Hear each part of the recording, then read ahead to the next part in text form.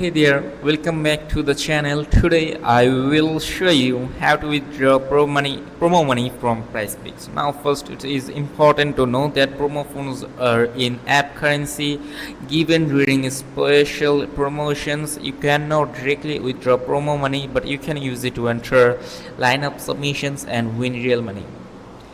Here's how to check your options. You have to go to prizepick.com, tap the three-line menu. Let me go to prizepick.com.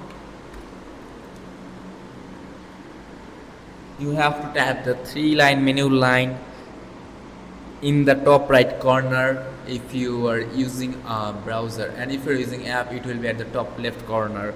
So now you have to click help center from the menu, scroll down and tap on depositing and withdrawing, then choose withdrawing funds. From there follow the prompts for the most up-to-date info on your account and available balance, and that's it.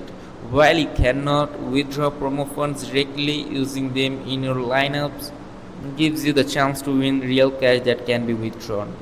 If this video was helpful, don't forget to like and subscribe, and also share the video if this video, and thanks for watching. See you in the next video.